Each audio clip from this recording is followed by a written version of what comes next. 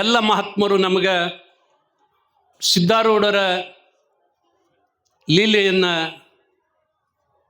ಹೇಳುವವರಿದ್ದಾರೆ. ಸಿದ್ಧಾರೂಢರ ಲೀಲೆಗಳು ಅಂತಂದರೆ ಅವರು ಇದ್ದ ಕಾಲದಲ್ಲೂ ಸಾಕಷ್ಟು ನಡೆದಾವ, ಈಗಿನೂ ಹಂಗೆ ಚಾಲು ಅದಾವ. ಸಿದ್ಧಾರೂಢರ ಭೌತಿಕ ದೇಹ ನಮ್ಮ ಮುಂದೆ ಕಾಣ್ತಾ ಇಲ್ಲ, ಆದರೂ ಸಹಿತ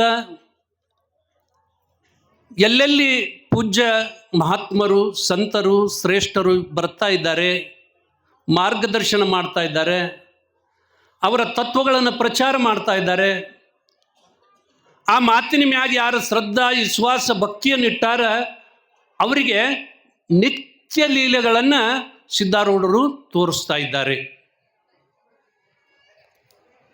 ಗುರುವಿನ ಒಲಿಮೆ ಆತಂದ್ರೆ ಮೂಕ ಮಾತಾಡ್ತಾನಂತ. ಕಾಲಿಲ್ಲದ ಮನುಷ್ಯ ಪರ್ವತವನ್ನು ಏರಿ ಹೊಕ್ಕಾನ.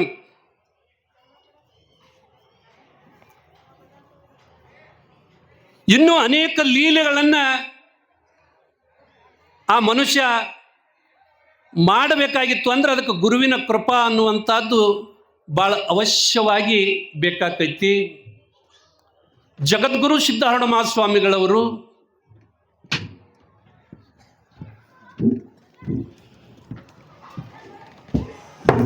ಹುಬ್ಬಳ್ಳಿಯಲ್ಲಿದ್ದು ಭಾಳ ವೈರಾಗ್ಯ ಮೂರ್ತಿಗಳು. ಅವರ 40-42 ವರ್ಷಗಳ ಪರ್ಯಂತರವಾಗಿ ಈ ಭಾರತ ಭೂಮಿಯನ್ನು ಸಂಚಾರ ಮಾಡಿ ಹುಬ್ಬಳ್ಳಿಗೆ ಬಂದಾಗ ಏನೂ ಇಲ್ಲ ಅವರಂತೆ.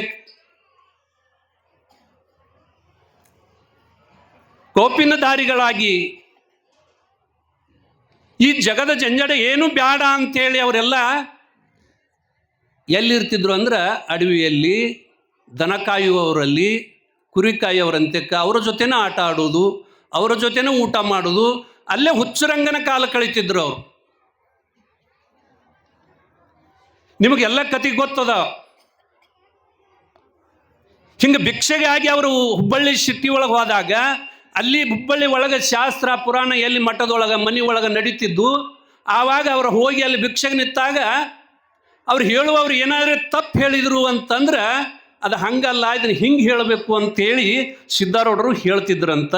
ಹೇಳಿದಾಗ ಇವು ನಾವು ತಿಳ್ಕೊಂಡಂತೆ ಹುಚ್ಚ ಮನುಷ್ಯ ಅಲ್ಲ, ಯಾವನೋ ಒಬ್ಬ ಜ್ಞಾನಿ ಅದಾನ, ಉತ್ತಮವಾಗಿರ್ತಕ್ಕಂಥ ಅವಧೂತ ಪುರುಷ ಅದಾನ ಅಂತೇಳಿ ಜನ ಗುರುತಿಸ್ಲಕ್ಕೈತ್ರಂತ. ಆವಾಗ ಅವ್ರ ಅಂತ್ಯಕ್ಕೆ ಹೋಗೋದು ಬರೋದು ಮಾಡ್ಲಾಯ್ತರು. ನಮ್ಮ ಮನೆಗೆ ಬರ್ರಿ, ಮಠಕ್ಕೆ ಬರ್ರಿ, ಶಾಸ್ತ್ರ ಹೇಳ್ರಿ, ಹಿಂಗೆ ಕೇಳಕ್ಕೈತಿ. ಉಜ್ಜನ್ನವರು ಭೀಮಪ್ಪ ಅನ್ನುವಂಥ ಮಹಾನ್ ಭಕ್ತ, ಭಾಳ ಅನುಕೂಲಿಸ್ತ ಮನುಷ್ಯ, ಆಧ್ಯಾತ್ಮಿಕ ಜೀವಿ. ಅವನ ಮನೆ ಒಳಗೆ ಶಾಸ್ತ್ರ ಹೇಳಬೇಕು ಅಂಥೇಳಿ ಜನ ಎಲ್ಲ ವಿಚಾರ ಮಾಡಿದ್ರೆ ಎಲ್ಲ ಒಂದು ವ್ಯವಸ್ಥೆ ಮಾಡ್ಕೊಂಡ್ರು ಶರಣರು. ಕತೆ ಗೊತ್ತೈತಿ, ಸಂಕ್ಷಿಪ್ತ ಹೇಳ್ತೀನಿ ನಿಮಗೆ. ಅವ್ರಿಗೆ ಮಕ್ಕಳು ಇದ್ದಿದ್ದಿಲ್ಲ.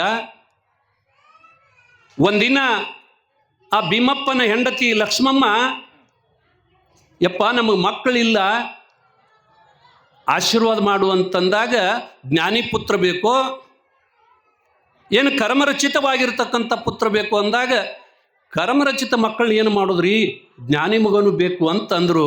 ಆವಾಗ ಜ್ಞಾನಿ ಮಗ ಮುಂದೆ ಹುಟ್ಟಾವೋ ಹೆಂಗೋ ಏನೋ ಗೊತ್ತಿಲ್ಲಪ್ಪ, ನನ್ನೇ ನಿಮ್ಮ ಮಗ ಅಂಥೇಳಿ ತಿಳ್ಕೊಂಬಿಡ್ರಿ ಅಂತ ಅಂದ್ರಂತ ಸಿದ್ಧಾರೂಢರು.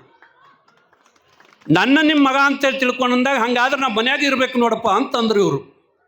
ಮಕ್ಕಳು ಹೆಂಗೆ ಮನೆ ಒಳಗೆ ಆಟ ಆಡಿ ಲೀಲೆಯನ್ನು ಮಾಡಿ ತಾಯಿ ತಂದೆಗೆ ಸಂತೋಷಗೊಳಿಸ್ತಾರ, ಹಂಗೆ ನಮ್ಮ ಮನೆ ಒಳಗೆ ಇರಬೇಕಂದಾಗ ಸಿದ್ಧಾರೂಢರು ಅವ್ರ ಮನೆ ಒಳಗೆ ಇರಾಕತ್ತಿದ್ರಂತ.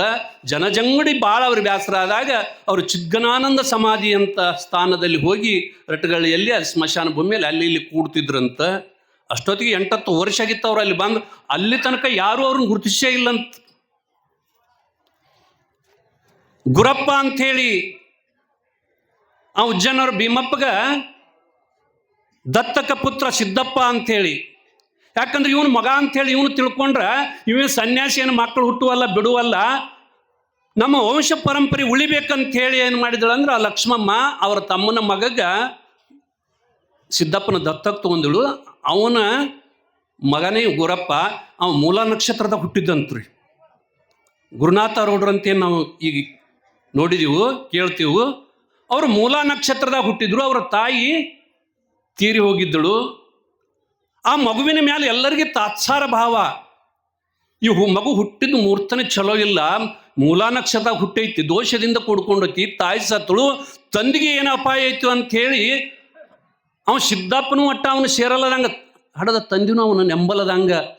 ಅವಾಗ ಏನು ಮಾಡಿರು ಅಂತಂದ್ರೆ, ಯಾರೋ ಬುದ್ಧಿ ಹೇಳಿದ್ರಂತ, ಆ ದೋಷ ಹೋಗ್ಬೇಕಂದ್ರೆ ಆ ಮಗುನ ಹೋದ ದೇವಸ್ಥಾನದೊಳಗೆ ಬಿಡ್ರಿ, ಅಲ್ಲಿಂದ ಯಾರೇ ಹೋಗಿ ತೊಗೊಂಡು ಬಂದ್ರಿ ಅಂದ್ರೆ ಅದು ಮತ್ತೊಮ್ಮೆ ದೇವರು ನಮಗೆ ಹುಟ್ಟಿದ ಕಥೆ, ಬೇರೆ ನಕ್ಷತ್ರ ಅಂತ ಹಿಂಗೆ ಏನೋ ಒಂದು ಸಮಜುತಿ ಹೇಳಿದ್ರಂತ ಅವ್ರಿಗೆ.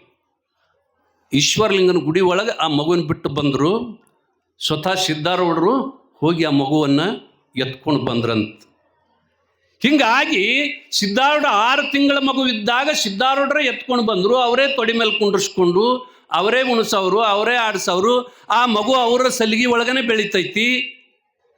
ಅವ ಯಾವತ್ತೂ ಅವ್ರ ಮೈ ಮ್ಯಾಗ ತುಳಿದಾಡ್ತಿದ್ದ, ಅವ್ರ ಮೀಸಿ ಕಿತ್ತುದು, ಮೂಗಿನೊಳಗೆ ಬೆರಳು ಹಾಕುದು, ಕಿವಿ ಹಿಡಿದು ಜಗ್ಗುದು, ಹಿಂಗೆ ಭಾಳ ಉಪಟಳ ಮಾಡ್ತಿದ್ದವ. ಅದಕ್ಕೆ ನೋಡಿರ್ತಕ್ಕಂಥ ಜನ ಏನು ಕಿರಿಕಿರಿ ಹಚ್ಕೊಂಡಾರಪ್ಪ ಈ ಹುಡುಗನ, ಅಲ್ಲಿ ಹೆಣ್ಮಕ್ಳ ಕೈ ಕೊಡ್ತೀವಿ ಕೊಡ್ರಿ ಅಂಥೇಳಿ ಮಂದಿ ಅಂದ್ರಂತ. ಆವಾಗ ಅದು ಅವನಿಗೆ ಸ್ವಾಭಾವಿಕ ಐತೆಪ್ಪ, ತಪ್ಪು ಅವನದೇನಿಲ್ಲ. ಯಾಕಂದ್ರೆ ಹಿಂದಿನ ಜನ್ಮದಲ್ಲಿ ನಾವು ಅವನಿಗೆ ಭಾಳ ಕಷ್ಟ ಕೊಟ್ಟಿದ್ದೀವಿ. ಅವನು ಹುಲಿಯಾಗಿದ್ದ, ಅದು ಕತೆ ಗೊತ್ತೈತೆ, ಅದನ್ನು ಸಂಕ್ಷಿಪ್ತ ಮುಗಿಸಿ ಬರ್ತಾನೆ ಈ ಕಡೆ ನಿಮಗೆ. ಹುಲಿಯಾಗಿದ್ದ, ಆವಾಗ ನಮ್ಮ ಜೊತೆ ಆಟ ಆಡುವತ್ನ್ಯಾಗ ನಾವು ಅವನ ಮ್ಯಾಲೆ ಕೂತಿದ್ದೀವಿ, ಹೊಡೆದಿದ್ದೀವಿ, ಬಡ್ದಿದ್ದೀವಿ, ಅವನು ಜಗ್ಗಾಡಿದ್ದೀವಿ. ಆ ಸಂಸ್ಕಾರದಿಂದ ಅವನೇ ಈಗ ಈ ಗುರಪ್ಪಾಗಿ ಹುಟ್ಟಿ ಬಂದಾನ. ಆ ಸಂಸ್ಕಾರದಿಂದ ನನ್ನ ಅಂತ್ಯಕ್ಕೆ ಇರ್ತಾನವ, ಮತ್ಯಾರು ಅಲ್ಲ ಅಂಥೇಳಿ ಹೇಳಿದಾಗ ಎಲ್ಲರಿಗೂ ಕರೆ ಅನಿಸ್ತಂತ. ಆವಾಗ ಗುರಪ್ಪ ಅಲ್ಲೇ ಆಟ ಆಡುತ್ತಿದ್ದ. ಅವನು ಭಾಳ ಹಚ್ಕೊಂಡಿದ್ರು ಸಿದ್ಧಾರೂಢರು. ಯಾಕಂದ್ರೆ ಜನ್ಮಾಂತರದ ಸಂಬಂಧ ನೋಡ್ರಿ ಅದು. ಅದಕ್ಕಾಗಿ ಮಂದಿಗೆ ಏನೋ ಅನಿಸಿದ್ರು ಸಹಿತ ಅವರು ಅವನ ಮ್ಯಾಲೆ ಭಾಳ ಪ್ರೇಮ ಮಾಡ್ತಿದ್ರಂತ. ಒಂದಿನ ಏನಾಯ್ತಂದ್ರೆ, ಉಣಕಲ್ಲದಾಗ ರಥೋತ್ಸವ ಮಾಡೋ ಸಲುವಾಗಿ ಭಕ್ತರು ಸಿದ್ಧಾರೂಢರು ಕರ್ಕೊಂಡು ಹೋಗ್ಲಕ್ಕೆ ಬಂದ್ರಂದೆಪ್ಪ, ನಮ್ಮಲ್ಲಿ ಜಾತ್ರೆ ಮಾಡ್ತಾ ಇದ್ದೇವೆ, ರಥೋತ್ಸವ ಮಾಡ್ತಾ ಇದ್ದೇವೆ, ಅದಕ್ಕಾಗಿ ನೀವು ಬಂದು ಆ ಕಾರ್ಯಕ್ರಮವನ್ನು ನಡೆಸಿಕೊಡ್ಬೇಕು ಅಂತ ಹೇಳಿ ಭಕ್ತರೆಲ್ಲ ಕೇಳಿದ್ರಂತ. ಸಿದ್ಧಾರೂಢರು ಹೇಳಿದ್ರಂತ, ಅಲ್ಲಿ ಕೆರೆ ಹಂತಕ್ಕ ನಮ್ಮ ಗುರು ಆಡ್ಲಕತ್ತಾನ, ಅವನು ಕರ್ಕೊಂಡು ಹೋಗ್ರಿ ಅಂತಂದ್ರ ರಥೋತ್ಸವ. ಅವರು ಸಣ್ಣ ಹುಡುಗ ಕರ್ಕೊಂಡು ಹೋಗಂತಾರಲ್ಲ, ನಾವು ಅವ್ರನ್ನ ಕರ್ಕೊಂಡು ಬರ್ತೀವಂತ ಎಲ್ಲ ಭಕ್ತರಿಗೆ ಹೇಳಿ ಬಂದೀವಿ, ಎಲ್ಲ ವ್ಯವಸ್ಥೆ ಮಾಡಿದೀವಿ. ಸಣ್ಣ ಹುಡುಗನ ಕರ್ಕೊಂಡು ಹೋಗಂತ ಹೇಳ್ತಾರಲ್ಲ ಅಪ್ಪಗಳು, ಆದರೂ ದೊಡ್ಡವ್ರ ಮಾತು ಮೀರಕ್ಕೆ ಬರೋದಿಲ್ಲ. ಆಯ್ತ್ರಿಯಪ್ಪ ಅಂಥೇಳಿ ಕೆರೆ ಹಂತಕ್ಕೆ ಹೋದ್ರಂತ ಗುರಪ್ಪನ ಕರ್ಕೊಂಬರ್ಲಾಕ. ಅಷ್ಟೊತ್ತಿಗೆ ಏನಾಗಿತ್ತಂದ್ರೆ, ಹುಬ್ಬಳ್ಳಿ ಒಳಗೆ ಒಬ್ಬ ಮೇನಗಾರ ಬಂದ ಕೆರೆ ಒಳಗೆ ಮೇನ ಹಿಡಿಲಕ್ಕತ್ತಿದ್ದ, ಅವ ಬಲಿ ಒಗದಿದ್ದ. ಇವು ನೋಡಿದ್ದ ಗುರಪ್ಪ ಸಣ್ಣ ಹುಡುಗ, 4-5 ವರ್ಷದ ಹುಡುಗ ನೋಡಿದ್ದ.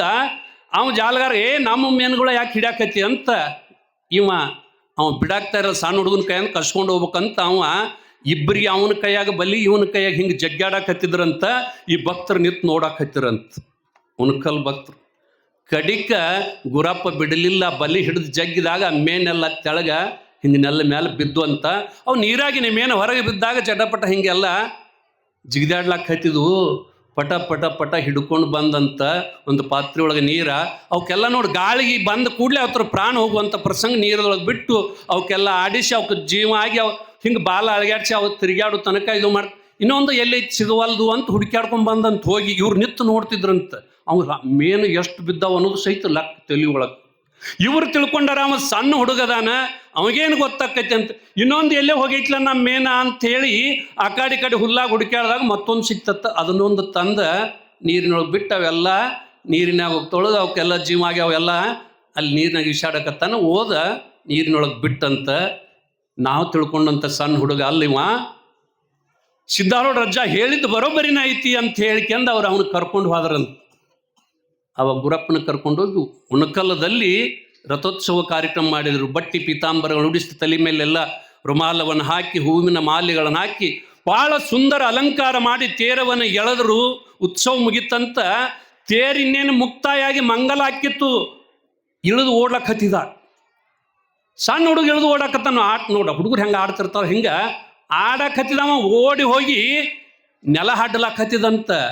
ನೋಡಿದ ಭಕ್ತರು ಅಂದ್ರೆ ಅವ್ರು ಕರ್ಕೊಂಬಂದವ್ರು ಊರು ಹಿರಿಯರು, ಯಪ್ಪ ಹಿಂಗ್ಯಾಕೆ ಮಾಡಕತ್ತೀರಿ, ಸಣ್ಣ ಹುಡುಗರು ಆಟ ಆಡಿದಂಗೆ ಅಲ್ಲಿ ಹೋಗಿ ಆಡೋದು, ನಿಮ್ಮ ಉತ್ಸವ ಮಾಡಕ್ಕೆ ತಂದು ನಿಮ್ಗೆ ಅಲಂಕಾರ ಮಾಡಿದ್ವಿ, ಇಲ್ಲಿ ಬಂದು ಆಟನ ಆಡಕ್ಕೆ ಹತ್ತಿದಿಲ್ಲಪ್ಪ ಅಂತಂದ್ರಂತ.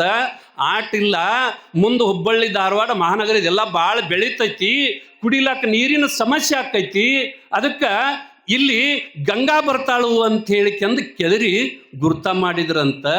ಅದೇ ಈಗ ಏನಾಗೈತೆ ಅಂದ್ರೆ ಉಣಕಲ್ ಕೆರೆ ಅಂತ ಹೇಳೋದು, ಅದರ ನೀರು 12 ತಿಂಗಳು ಯಾವಾಗೂ ಅದು ಬತ್ತಂಗಿಲ್ಲ. ಇಂಥ ಲೀಲೆಯನ್ನು ತೋರಿಸಿ ಗುರುನಾಥರು ಬಂದ್ರಂತ. ಹುಲಿಯಾಗಿ ಕ್ರೂರ ಪ್ರಾಣಿಯಾಗಿದ್ದವನು ಸಹಿತ ಮಹಾತ್ಮನಾಗಿ ಮುಕ್ತನಾಗಿ ಮಾಡತಕ್ಕಂಥ ಶಕ್ತಿ ಲೀಲಾ ಜಗದ್ಗುರು ಸಿದ್ಧಾರೂಢರದು. ಅದು ಎಷ್ಟು ಹೇಳಿದ್ರು ಮುಗಿಲಾರದು.